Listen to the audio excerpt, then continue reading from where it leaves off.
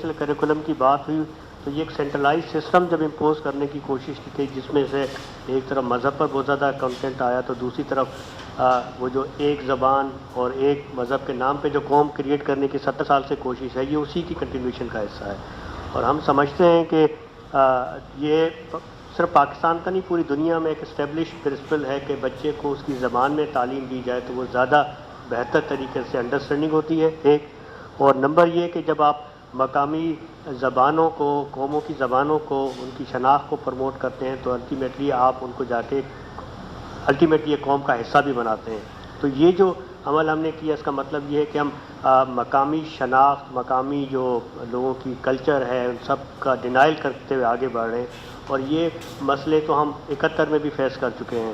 تو کیا پھر ہم اسی طرف کی ایک اسٹرانگ سینٹرل ایک سسٹم بنانے کی کوشش کر رہے ہیں جو کہ فیل ماڈل ہے اور جس کی وجہ سے آج ہم یہاں کھڑے ہیں کہ ہماری اکانومی بھی تباہ ہے ہمارا سارا نظام بھی تباہ ہے. تو کیا ہم اس طرف جانے کی کوشش کر رہے ہیں. دوسرا یہ جو ایشو تھا کہ جب یہ پی ٹی اے کی گورنمنٹ آئی تھی تو ان کے مینیفیسٹو میں تھا کہ یکساں تعلیمی نظام کہ یونیفارم ایجوکیشن سسٹم. تو یونیفارم ایجوکیشن سسٹم تو یہ نہیں کر سکے.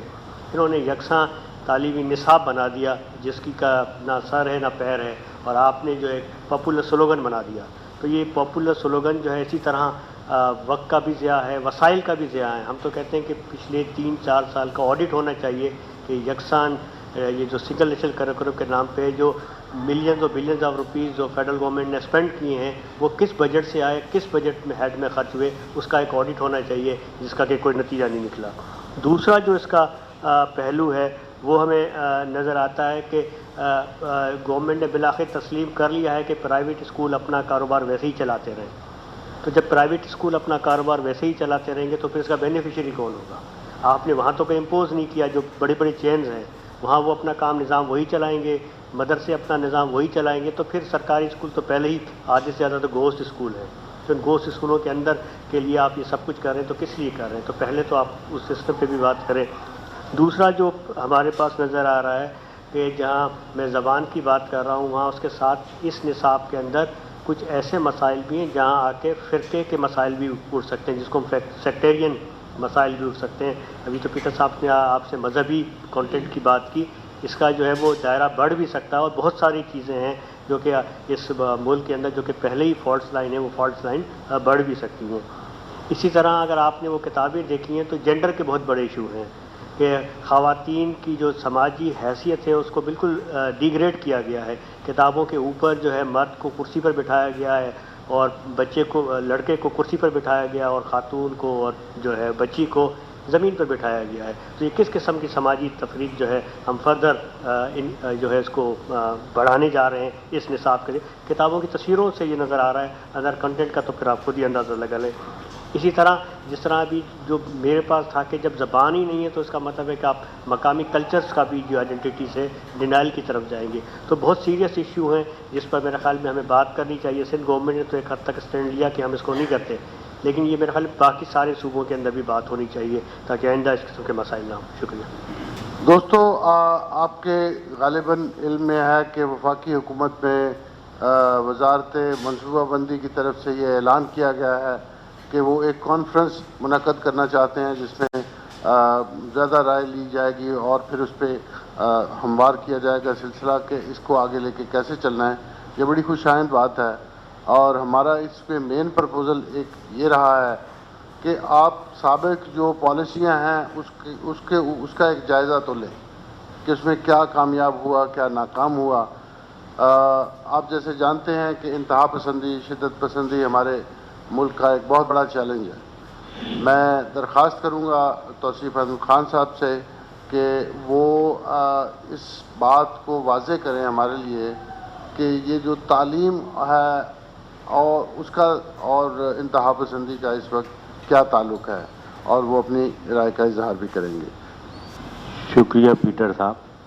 یہ جو صدی ہے 21 سال کے اس میں پاکستان بڑے پیمانے پہ دہشت گردی کا شکار ہوا اور اس دہشت گردی میں سابق وزیر اعظم بے نظیر بھٹو اس سے پہلے جسٹس بھٹی سمیت 5000 افراد جو ہے اس کا شکار ہوئے.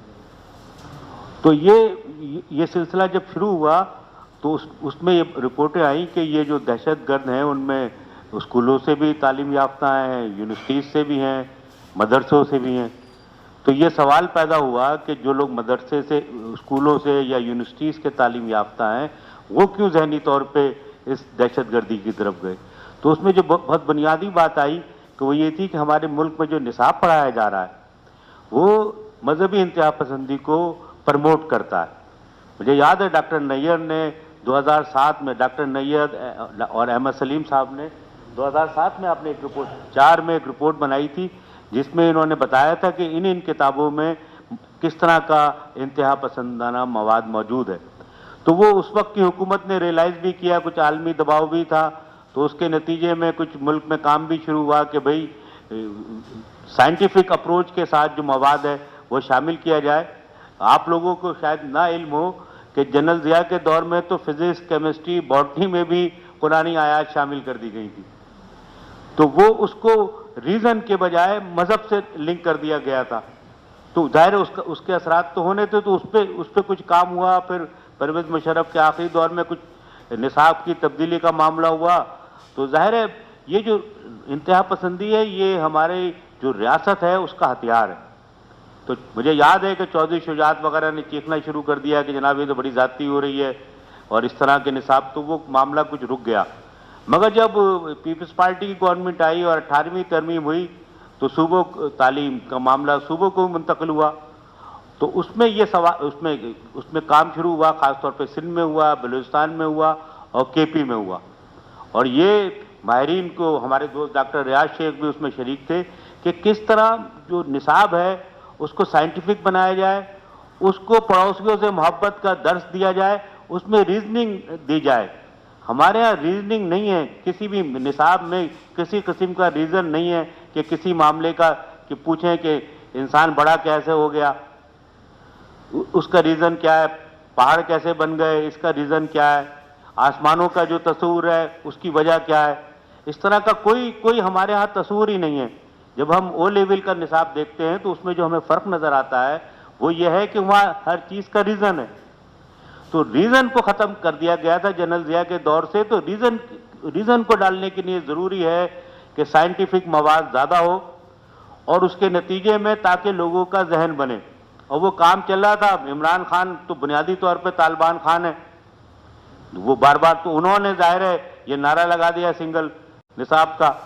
اور میں نے پڑھی تھی خبر کہ وہ پنجاب میں تو انہوں نے اس حد تک ترامیم کی کہ یہ جو حکومت کا نعرہ تھا کہ مدرسوں کو ڈیولپ کر کے اسکولوں کے برابر لایا جائے گا، تو ان صاحب نے لکھا کسی معقول آدمی نے، جناب پنجاب میں صورتحال یہ کہ اسکولوں کو مدرسوں کے لیول پہ لے جایا جا رہا ہے. ظاہر ہے جو آپ 16,000 کے قریب لوگ اپائنٹ ہوئے، 70,000 میں سے 16,000 قریب لوگ اپائنٹ ہوئے اسکولوں میں، جب وہ ایک مخصوص فقہ کا پڑھائیں گے تو وہ تو پھر فرقے بازی مسلمانوں میں، بچوں کے ذہنوں میں شروع سے شروع ہو جائے گی. جنرل ضیاء کے دور میں جو نصاب تھا اس میں کہا جاتا تھا کہ ہندو ہمارے دشمن ہیں، عیسائی ہمارے دشمن ہیں. وہ پاکستانی عیسائیوں کا، ہندوؤں کا، قادیانیوں کا سب کا رول ہے. میں ہمیشہ اپنے طالب علموں کو کہتا ہوں کہ پنجاب جو شامل ہوا ہے وہ وہ اسمبلی میں اس کے اسپیکر عیسائی تھے، ان کے واحد ووٹ سے شامل ہوا. تو آپ ان کے بارے میں جب نفرت کا شروع سے ہی درس دیں گے تو پھر لوگوں میں انتہا پسندی آئے گی.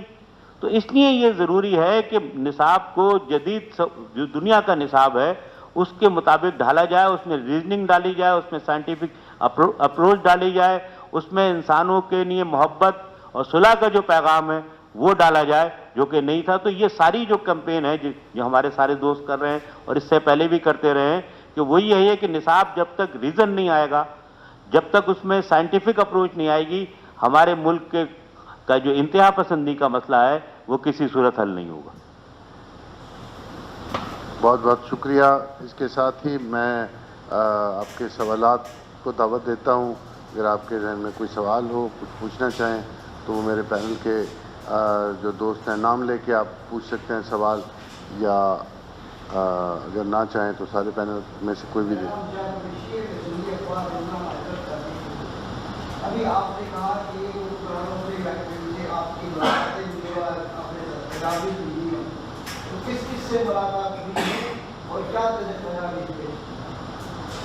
ہماری ایک اس وقت کے لحاظ سے تو بڑی تجویز یہ ہے کہ سنگل نیشنل کریکلم کو جاری رکھنا ہے یا نہیں رکھنا، اور اس پہ ضرور سوچا جائے، اور اس کی ایک عملی شکل یہ بنے گی کہ ایجوکیشن کمیشن بنایا جائے، اور وہ کمیشن جو ہے وہ اس کو قانونی بنیاد دی جائے، تاکہ وہ نہ صرف یہ کہ اس کی رپورٹ پارلیمنٹ میں پیش ہو، بلکہ پارلیمنٹ کے اندر اس کا فالو اپ بھی ہوتا رہے۔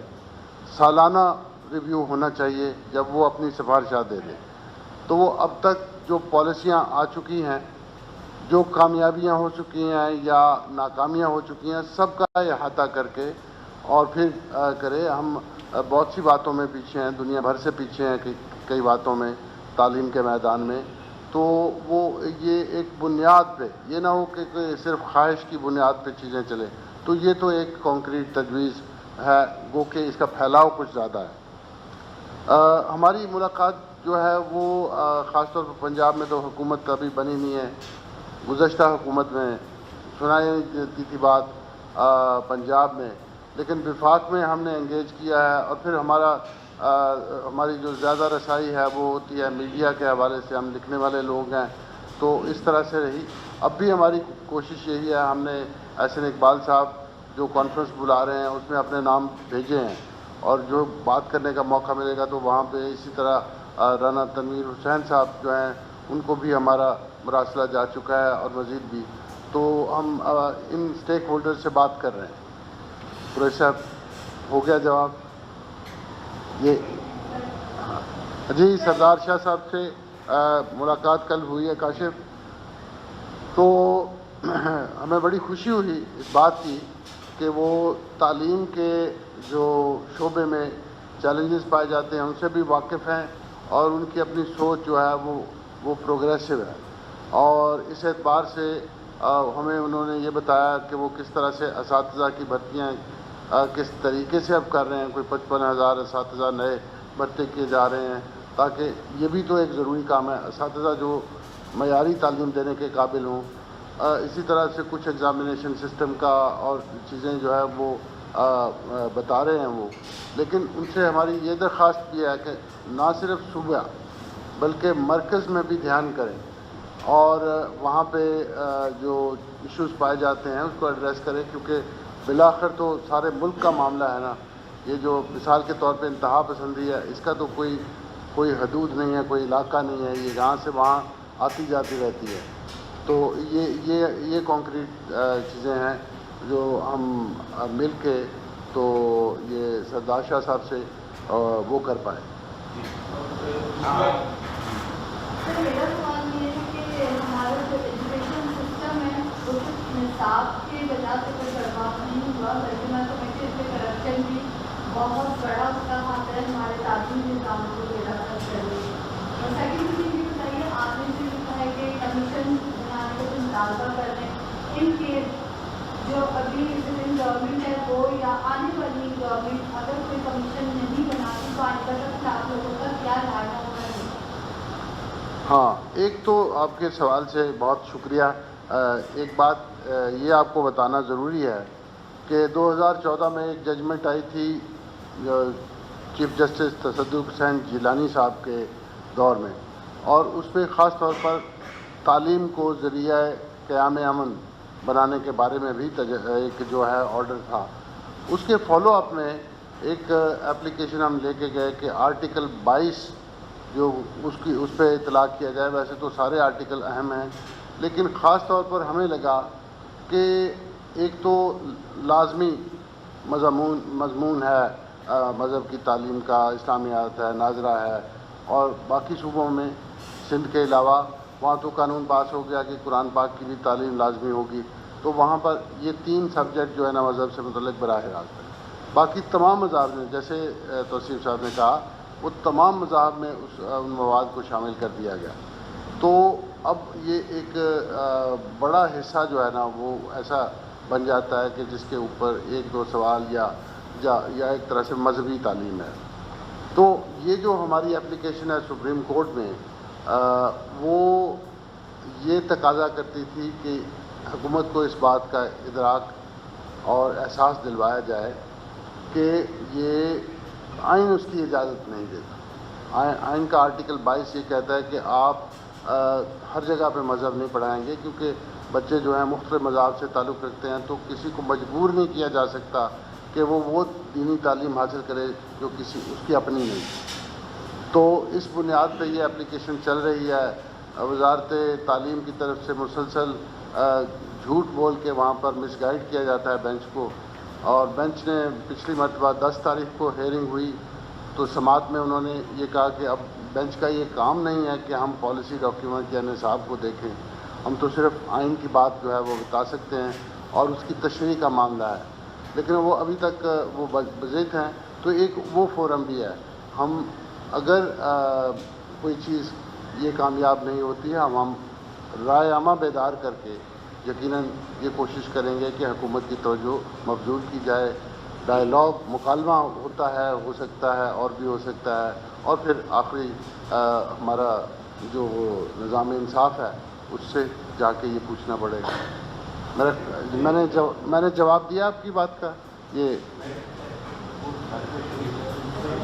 جی یہ آپ کہنا چاہیں گے کچھ اس میں؟ اچھا فیڈرل کمیشن کا بھی بتا دیجیے. ایک تو میں مائنورٹیز والی بات تو کروں گا، مگر آپ کے سوال کی طرف آتے ہوئے آپ نے صحیح کہا کہ تعلیم کے میدان میں بہت ڈیٹیریشن ہو رہی ہے اور دہائیوں سے ہوتی چلی آ رہی ہے اور اب پریشان کن حد تک پہنچ گئی ہے. اور میرا خیال ہے کہ جو تعلیمی کمیشن بنانے کے بارے میں جو بات کی جا رہی ہے اس کے پیچھے وجہ بھی یہی ہے کہ یہ کمیشن بیٹھ کے تمام وہ وجوہات معلوم کرے کہ جن کی بنا پر یہ تعلیم میں ڈیٹیریشن ہو رہی ہے. ہم اس لیے اس وجہ سے پریشان ہیں ڈیٹیریشن کی وجہ سے کہ پاکستانی نوجوان دنیا کی سطح کے اوپر کمپٹیشن میں پیچھے رہنے لگے ہیں اور وہ اتنے قوم کے لیے اثاثہ ثابت نہیں ہو رہے جیسے کہ اور قوموں کے اندر نوجوان اثاثہ ثابت ہوتے ہیں. تو تعلیم ان کے اندر وہ ویلیوز ایڈ نہیں کر رہی جو اسے کرنی چاہیے، اور یہ اس چیز کو لے کر یہ کمیشن طے کرے، بات دریافت کرے کہ آخر یہ کون کون سی ایسی وجوہات ہیں تعلیم کے اندر جو یہ سب پیدا کر رہی ہیں. موٹی باتیں تو ہم بہت کرتے ہیں، ان میں سے سب سے پہلی بات جو ہے وہ یہ ہے کہ ہم قومی سطح کے اوپر تعلیم کے اندر اتنی انویسٹمنٹ نہیں کرتے جتنی اور قومیں کرتی ہیں، اور اس کی وجہ سے اس کم انویسٹمنٹ کی وجہ سے ہم خراب تعلیم دینے پہ مجبور ہیں.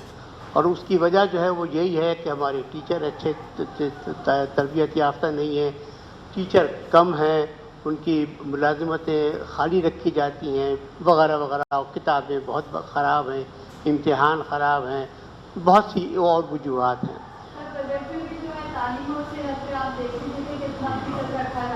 جی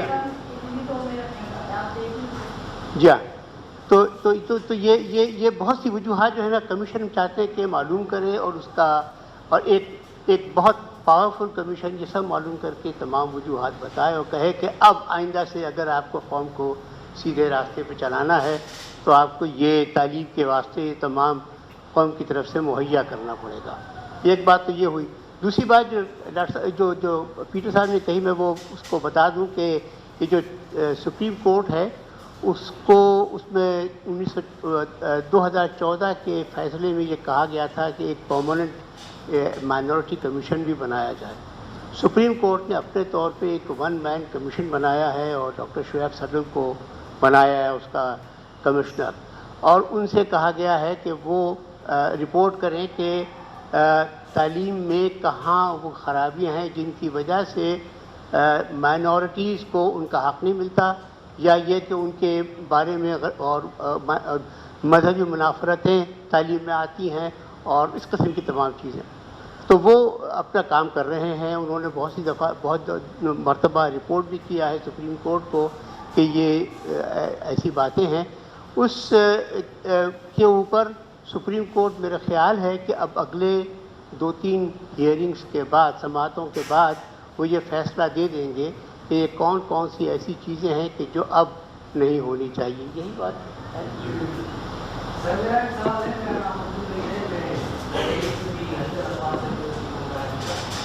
کہ یہ جاننا مختلف ملکوں میں جاتا ہے کہ ریاست کے امور میں مذہبی نہیں ہونا چاہیے, اور آج جو آپ سول کلچر کی بات کر رہے ہیں تو اس میں جو استاد کی بات کر رہے ہیں کہ مذہبی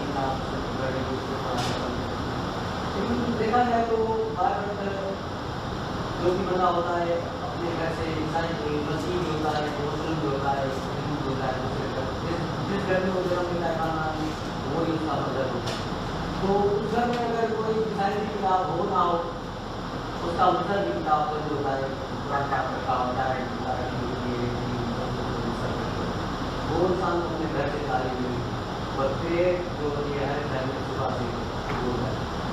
تو اب یہ جو نیا کریکولم بن رہا ہے کہ اس میں جو اسلامی تعلیم ہے اس کو توجہ ہے, اور اب جو آپ کہہ رہے ہیں کہ ہندوؤں کے لیے جو اس کو اس کا جو لٹریچر ہے وہ شامل کیا جائے, مسیحوں کا لٹریچر بھی شامل کیا جائے, لیکن وہ لوگ یہ کہتے ہیں کہ بھائی آپ جو ہندو تعلیم پہ توجہ دیں, سائنس کے موضوعات پہ توجہ دیں, اور کریکولم سے آپ مکمل طور پہ جو ہے وہ مذہبی جو مواد ہے اس کو چاہے وہ مسلمانوں کا ہو, مسیحوں کا ہو یا ہندوؤں کا ہو, وہ ہونا ہی نہیں چاہیے. کیونکہ پہلے آپ انسان بنائیں, پھر اس کو انسانیت کی کرامت بنائیں. تو اس کے بارے میں آپ کا کیا خیال ہے کہ مذہبی تعلیم اتنی ضروری کیوں ہے؟ سائنس کا ساتھ کیا بات تو آپ صحیح کہہ رہے ہیں, اور یہ بات ہم اس پہ بھی اس میں ہم بھی اسی طرح یقین رکھتے ہیں جس طرح آپ رکھتے ہیں.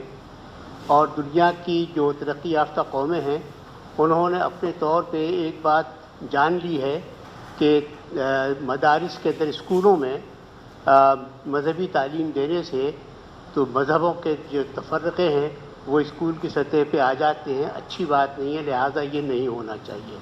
لہٰذا وہاں پہ اسکولوں میں مذہبی تعلیم نہیں دی جاتی. ہمارے پاس بدقسمتی سے ابتدا ہی سے انہوں نے یہ قانون بنا دیا, یہ اصرار کیا کہ مذہبی تعلیم اسکولوں میں دی جائے. میں بات کر رہا ہوں 1947 کی.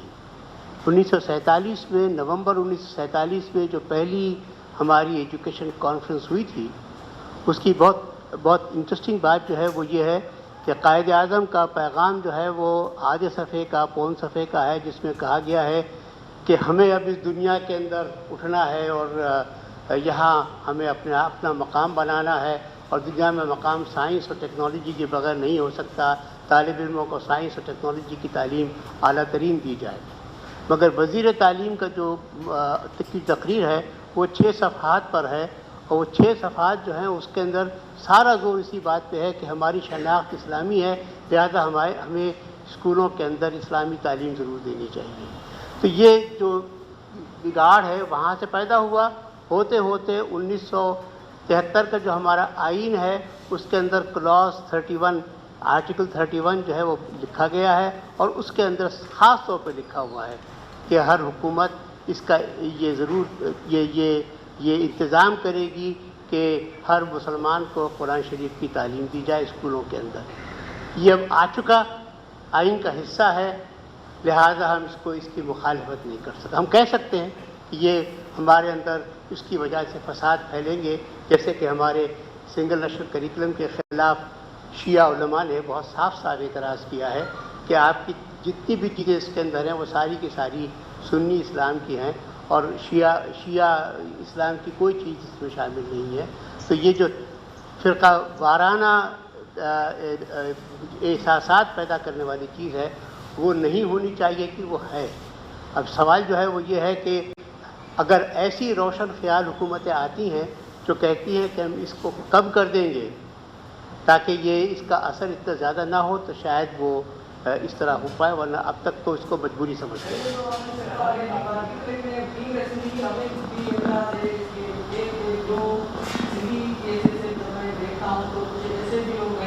جو ہمارے نظر میں لیکن وہ ہمارے سامنے ہی ہوگا کہ پیش کر دی گئی ہے. تو یہ صرف مذہبی امور کا معاملہ نہیں, یہ کلچرل معاملہ بھی ہے. چیزوں کو تھوڑا دیکھیں آپ جی. کلثوم میرا father centre for social justice سے ہے, اور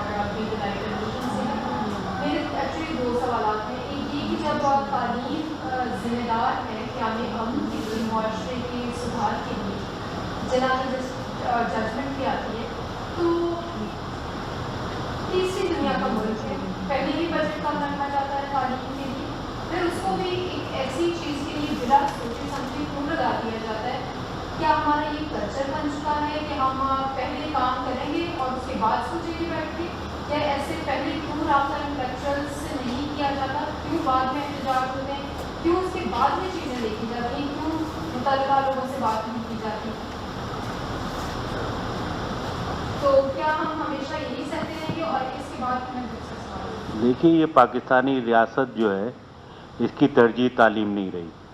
پہلا جو بجٹ تھا جو گورنر جنرل کے زمانے میں آیا, اس میں سب سے کم رقم تعلیم اور صحت کے لیے رکھی گئی تھی. تو ریاست کی ترجیحات نہیں ہے کہ لوگ پڑھیں, تو اس کے اثرات پھر ہمیں اب تک نظر آتے ہیں. اس کی مختلف صورتیں, مختلف پالیسیاں. تو رائے عامہ بلڈ کی جائے کہ ریاست کی اولین ترجیح ہو تعلیم اور صحت. کم از کم ہم لوگ سب لوگ تو یہی سوچتے ہیں. سر کوئی بھی چیز ہے, کسی بھی معاملے میں کوئی بھی چیز ہے, اس کے بارے میں پہلے بیٹھ کے ایسٹیمیٹ نہیں کیا جاتا ہے. اس لیے وہ وجہ اس کی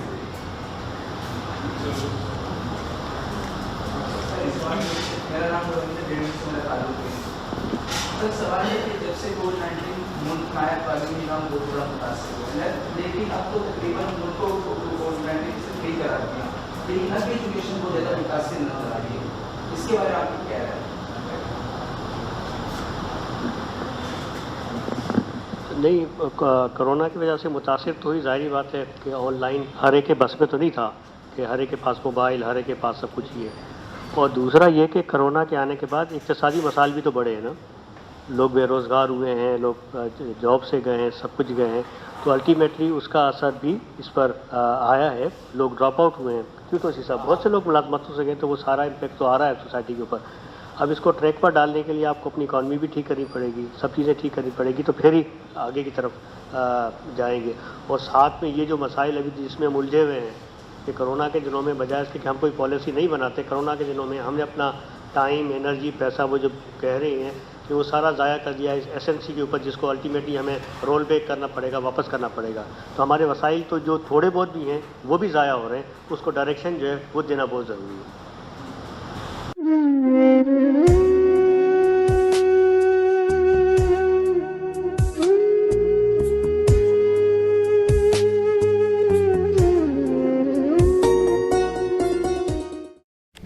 Do not forget to like the video, subscribe BTL TV, and press the bell icon to receive notifications.